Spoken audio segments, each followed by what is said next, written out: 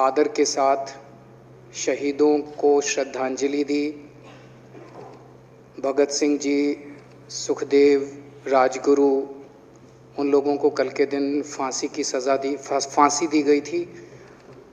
उन्होंने देश को आज़ाद कराने के लिए सबसे बड़ी शहादत दी।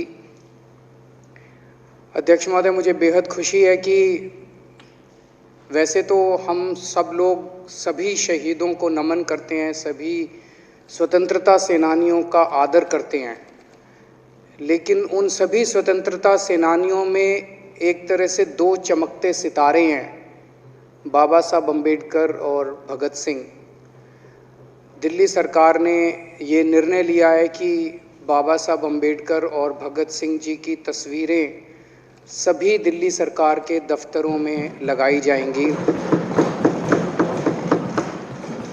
कुछ दिन पहले पंजाब सरकार ने भी ये निर्णय लिया है कि पंजाब सरकार के भी सभी दफ्तरों में भगत सिंह और बाबा साहब अम्बेडकर की तस्वीरें लगाई जाएंगी।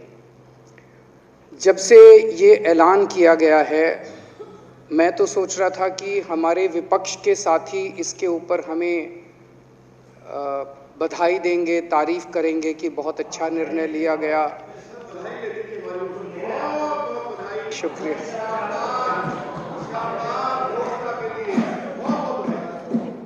लेकिन जब से ये ऐलान किया है कि इतना, यहाँ तो कहने के लिए कह दिया, बाहर एक मिनट मेरे को पूरा, हमें इतना क्रिटिसाइज किया जा रहा है। बीजेपी वाले कह रहे हैं कि बाबा साहब अम्बेडकर और भगत सिंह की क्यों लगाई, सावरकर की क्यों नहीं लगाई, हेडगेवार की क्यों नहीं लगाई। तो मैं कह रहा हूं भाई, सावरकर की और हेडगेवार की तुम लगा लो। अब देखो, जो बोल रहे थे उसमें तो किसी ने टिप्पणी नहीं की। मैंने कहा भाई सावरकर की बोल रहे हैं, सावरकर की और हेडगेवार की तुम लगा लो, हम बाबा साहब अम्बेडकर की और भगत सिंह की लगा लेते हैं। कांग्रेस वाले चिल्ला रहे हैं इंदिरा गांधी की क्यों नहीं लगाई, राजीव गांधी की क्यों नहीं लगाई, सोनिया गांधी की क्यों नहीं लगाई। तो हम कह रहे हैं भाई इंदिरा गांधी की तुम लगा लो, हम तो बाबा साहब अम्बेडकर की और भगत सिंह की लगाएंगे। अध्यक्ष महोदय, मेरे को पता नहीं था ये लोग बाबा साहब अम्बेडकर और भगत सिंह से ऐसी नफरत क्यों करते हैं सारे प्रतिपक्ष के लोग। मैं आपको बताता हूं क्यों करते हैं, और खासकर बीजेपी वाले बाबा साहब अम्बेडकर से इतनी नफरत क्यों करते हैं, मैं बताता हूं आपको। बाबा साहब अम्बेडकर ने संविधान बनाया, मैं बता देता हूं आपको, आप भी सेटिस्फाई हो जाओगे।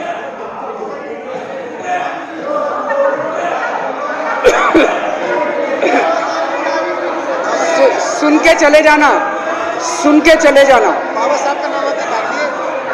बाबा साहब का नाम सुनते ही वॉकआउट कर गए। बाबा साहब का नाम भी नहीं सुनना चाहते। बाबा साहब अम्बेडकर का नाम सुनते ही सुन तो लो।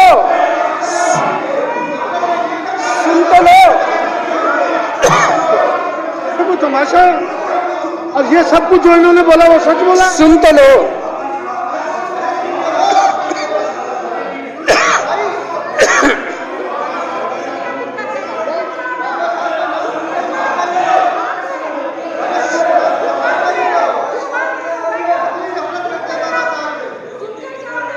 बाबा साहब अम्बेडकर ने, सदस्यों से प्रार्थना कर रहा हूं, अध्यक्ष महोदय, बाबा साहब अम्बेडकर ने, मुख्यमंत्री जी बोल रहे हैं, डिस्टर्ब ना करें प्लीज।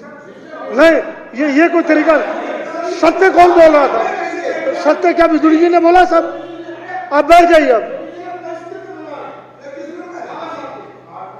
बाबा साहब अम्बेडकर ने देश का संविधान बनाया। संविधान में लिखा उन्होंने कि भारत के अंदर जनतंत्र होगा। इस जनतंत्र के अंदर चुनाव होंगे। चुनाव में जनता वोट डालेगी। वोट डाल के जनता अपनी सरकार चुनेगी। वो सरकार लोगों के सपनों को पूरा करने के लिए काम करेगी। बीजेपी को ये पसंद नहीं है। बीजेपी नहीं चाहती चुनाव हो। बीजेपी चाहती है कि चुनाव खत्म हो जाए। चुनाव होने ही नहीं चाहिए। चुनाव गंदी बात है इनके हिसाब से। चुनाव गलत बात है इनके हिसाब से। एमसीडी के अंदर 15 साल इन्होंने जम के लूटा। लूटने के सारे दुनिया के रिकॉर्ड तोड़ दिए। गिनीज बुक वालों की मीटिंग चल रही है कि हम भारतीय जनता पार्टी का नाम आने वाला है गिनीज बुक के अंदर, एनसीडी का और बीजेपी वालों का। शानदार इन्होंने परफॉर्मेंस किया है। 15 साल के अंदर इन्होंने लूटने में कोई कसर नहीं छोड़ी। लूटने के बाद जब जनता में त्राही त्राही मच गई, लोग दुखी हो गए 15 साल के इनके शासन के बाद, और जनता ने मन बना लिया कि इस बार इनको मजा चखाएंगे और गुस्सा जाहिर करेंगे। चुनाव आयोग ने ऐलान कर दिया कि हम आज शाम को 5 बजे 9 तारीख को 9 मार्च को शाम को 5 बजे आज चुनाव की डेट्स की घोषणा की जाएगी। 4 तारीख को प्रधानमंत्री के दफ्तर से फोन जाता है, चिट्ठी जाती है चुनाव कमिश्नर को, चुनाव रद्द कर दो। पूरी दुनिया के अंदर आज तक ऐसा नहीं होगा कि प्रधानमंत्री सीधे सीधे चुनाव कमिश्नर को फोन करके और चिट्ठी लिख के कहते हैं कि चुनाव रद्द कर दो। इसलिए ये नफरत करते हैं बाबा साहब अम्बेडकर से। ये कहते हैं बाबा साहब अम्बेडकर नहीं होता तो जनतंत्र नहीं होता इस देश के अंदर।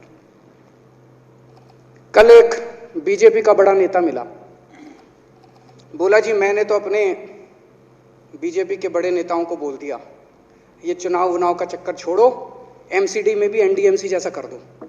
मैंने कहा इसका क्या मतलब? वो बोले जैसे एनडीएमसी में चुनाव ही नहीं होते, एनडीएमसी में केंद्र सरकार नॉमिनेट कर देती है, बोले जी एमसीडी में भी यही हो जाना चाहिए।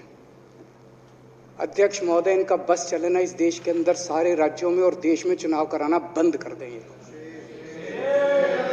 इसलिए ये नफरत करते हैं, इसलिए बाबा साहब अम्बेडकर से नफरत करते हैं ये लोग। बाबा साहब अम्बेडकर चुनाव की प्रक्रिया रख के गए थे, इनका बस चले तो ये चुनाव कराना बंद कर दे। कह रहे हैं हम तीनों एमसीडी को यूनिफाई करना चाहते हैं। अरे 7 साल थे तुम्हारे पास, सो रहे थे क्या 7 साल से? कहां थे तुम लोग 7 साल से? क्यों नहीं तुम लोगों ने क्यों नहीं तुम लोग यूनिफाई करने के लिए पैसे चाहिए? क्यों नहीं तुम लोगों ने यूनिफाई किया 7 साल से?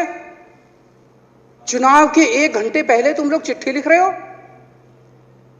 अब सो के जागे हो कि अब यूनिफाई करोगे। तो यूनिफाई नहीं करना, चुनाव टालने हैं, क्योंकि हार रहे हैं। मेरी हाथ जोड़ के विनती है, हार जीत लगी रहती है, कभी ये पार्टी हारती है, कभी वो पार्टी हारती है, कभी आज बीजेपी हारती है, कभी आम आदमी पार्टी भी हारती है, कभी कांग्रेस हारती है। देश बड़ा है, देश की सोचो। आज आम आदमी पार्टी है, कल आम आदमी पार्टी हो सकता ना हो। आज बीजेपी है, कल बीजेपी हो ना हो। आज केजरीवाल है, कल केजरीवाल नहीं होगा। आज मोदी जी हैं, कल मोदी जी नहीं होंगे। कोई बड़ा नहीं है, देश बड़ा है, मुल्क बड़ा है, कौम बड़ी है, समाज बड़ा है। देश को नहीं झुकने देना, देश को नहीं टूटने देना, देश को नहीं किसी भी हालत में देश पे आंच नहीं आनी चाहिए। ये लोग देश के साथ खिलवाड़ कर रहे हैं, ये लोग संविधान के साथ खिलवाड़ कह रहे हैं। हम यूनिफाई करना चाहते हैं। इन्होंने एक चिट्ठी लिख दी चुनाव आयोग को कि हम तीनों एमसीडी को यूनिफाई कर रहे हैं, इसलिए चुनाव टाल दो। चुनाव आयोग ने चुनाव टाल दिया। कल को दिसंबर में गुजरात के चुनाव हो रहे हैं। अब जनता कह रही है ये गुजरात हारेंगे। अब अगर ये गुजरात हारेंगे तो ये 10 दिन पहले चिट्ठी लिख देंगे चुनाव आयोग को कि भाई हम गुजरात को और महाराष्ट्र को एक कर रहे हैं, इसलिए गुजरात के चुनाव टाल दो। गुजरात के चुनाव टल जाएंगे। अगली बार ये लोकसभा हारेंगे, चिट्ठी लिख देंगे जी ये पार्लियामेंट्री फॉर्म ऑफ सिस्टम बड़ा खराब है, हम प्रेसिडेंशियल फॉर्म ऑफ सिस्टम ला रहे हैं, संविधान बदल रहे हैं, चुनाव टाल दो। चुनाव टल जाएंगे। ये क्या मजाक बना रखा है इन्होंने, नौटंकी कर रखी है इन्होंने। भारत जनतंत्र है, देश ये बर्दाश्त नहीं करने वाला जो इन्होंने नौटंकी कर रखी है। कहते हैं हम दुनिया की सबसे बड़ी पार्टी हैं, हम तो जी दुनिया की सबसे छोटी पार्टी हैं। फिर भी डर गए तुम लोग।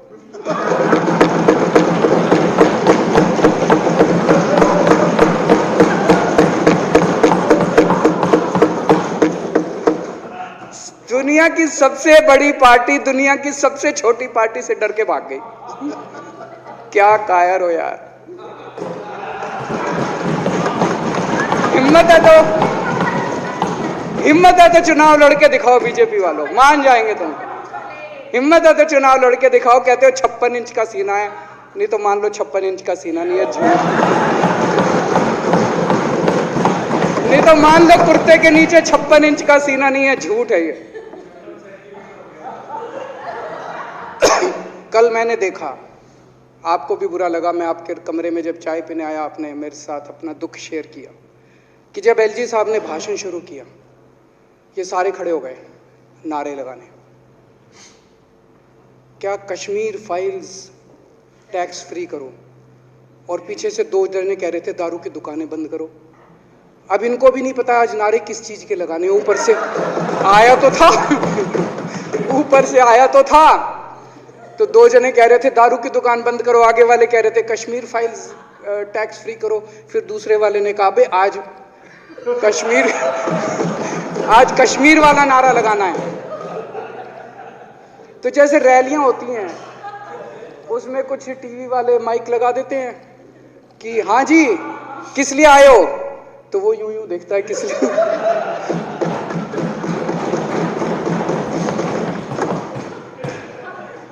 क्या हाल बना दिया इनका। इसलिए थोड़ी राजनीति में आए थे, एक पिक्चर आई थी बंटी और बबली,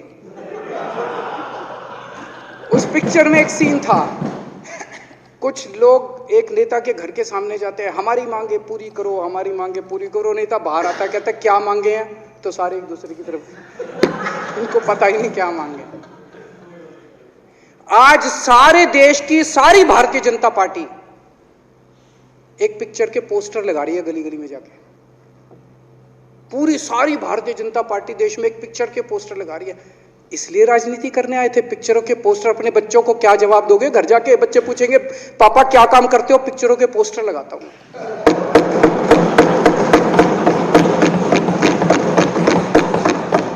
8 साल केंद्र सरकार चलाने के बाद अगर किसी देश के प्रधानमंत्री को विवेक अग्निहोत्री के चरणों में शरण लेनी पड़े तो इसका मतलब उस प्रधानमंत्री ने 8 साल में कोई काम नहीं किया, 8 साल खराब कर दिए। बताओ, विवेक अग्निहोत्री के चरणों में उनको शरण लेनी पड़ रही है, बचा लो बचा लो बचा लो। अगर किसी प्रधानमंत्री को कह रहे हैं कश्मीर फाइल्स टैक्स फ्री करो, अरे यूट्यूब पे डाल दो, फ्री हो जाएगी। टैक्स फ्री क्यों करा रहे हो? इतना ही तुमको शौक है, विवेक अग्निहोत्री को बोलो यूट्यूब पे डाल देगा, सारी पिक्चर फ्री है, सारे जने देख लेंगे एक ही दिन के अंदर। टैक्स फ्री की क्या जरूरत है? यूट्यूब पे क्यों नहीं डाल? कल एक मैंने अखबार में पढ़ा, हरियाणा के अंदर एक भारतीय जनता पार्टी का ही एक एमएलए था, उसने कहा आज मैं पार्क के अंदर इसकी फ्री स्क्रीनिंग करूंगा। तुरंत विवेक अग्निहोत्री का ट्वीट आया खट्टर साहब के, खट्टर साहब देखो ये फ्री में कर रहा है, इसको बोलो टिकट लेके करेगा। भाई साहब, कश्मीरी पंडितों के नाम पे कुछ लोग करोड़ों रुपए कमा रहे हैं और तुम लोगों को पोस्टर लगाने का काम दे दिया। आंखें खोलो, क्या कर रहे हो तुम लोग? वो करोड़ों कमा गया, कश्मीरी पंडितों के नाम पे करोड़ों कमा गया और तुम लोग पोस्टर लगाते रह गए। क्या हाल बना दिया तुम लोगों का यार, आंखें खोलो तुम लोग।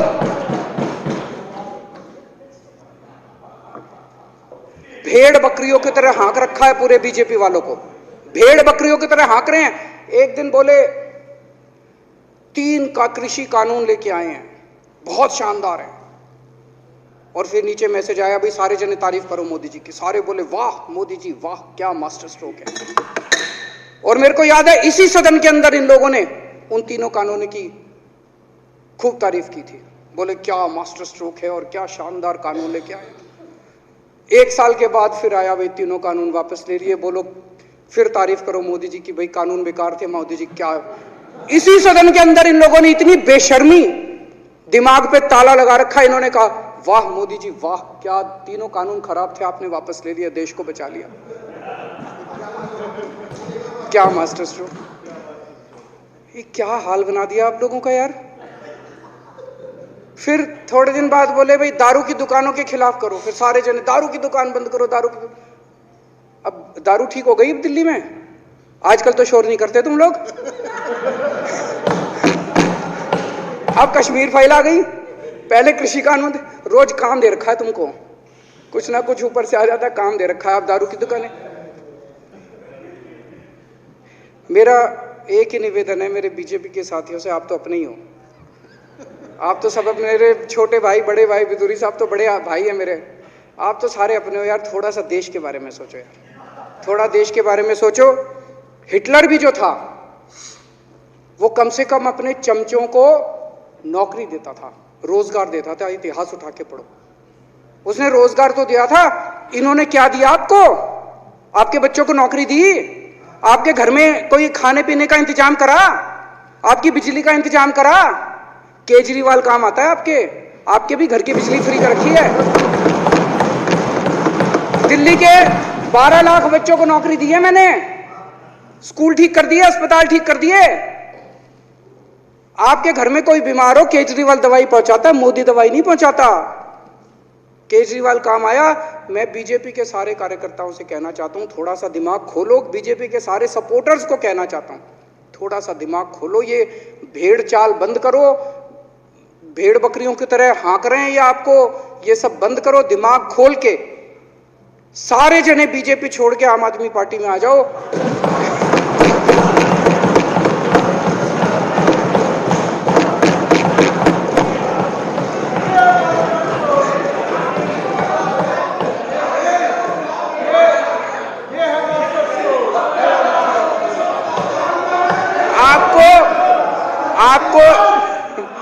आपको इज्जत मिलेगी, सम्मान मिलेगा।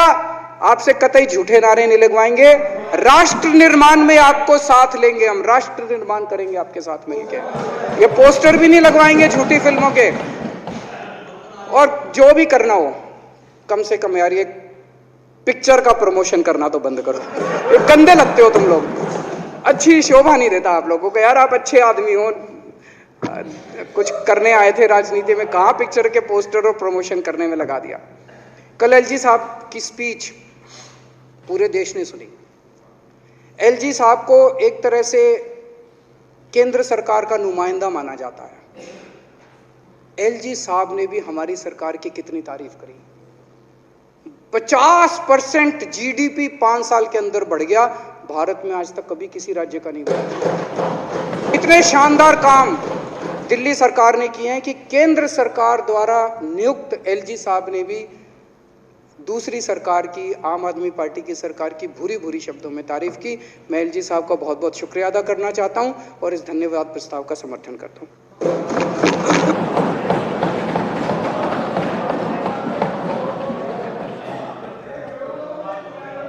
अब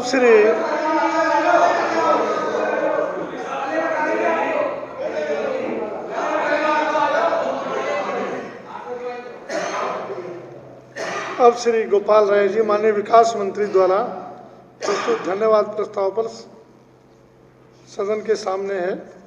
माने कि यह सदन उपराज्यपाल द्वारा दिनांक 23 मार्च 2022 को विधानसभा में दिए गए अभिभाषण के लिए उनके प्रति हार्दिक आभार प्रकट करता है।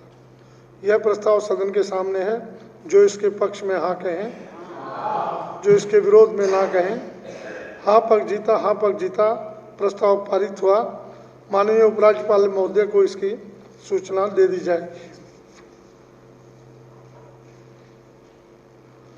जो सदस्य कल दिनांक 25 मार्च, ये इसलिए है कि बजट 25 मार्च को पहले पेश होना था, हमारे 280 नहीं लगे थे।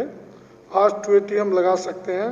शाम 6 बजे तक नोटिस शाखा कमरा नंबर 46 में अपने नोटिस 280 के लिए दे सकते हैं। शाम 6 बजे तक खुला रहेगा।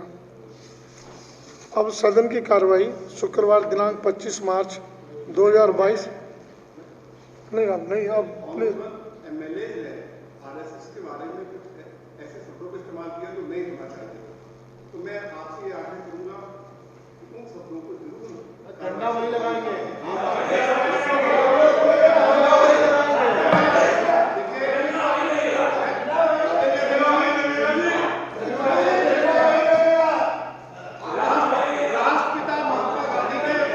नहीं, कौन से शब्द इस्तेमाल किए? शब्द तो बोलिए, शब्द कौन से इस्तेमाल किए?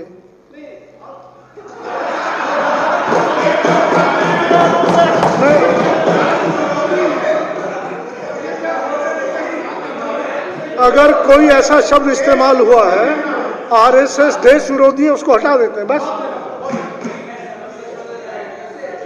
अब सदन की कार्रवाई शुक्रवार दिनांक 25 मार्च 2022 को पूर्वाह्न 11 बजे तक के लिए स्थगित की जाती है। बहुत बहुत धन्यवाद।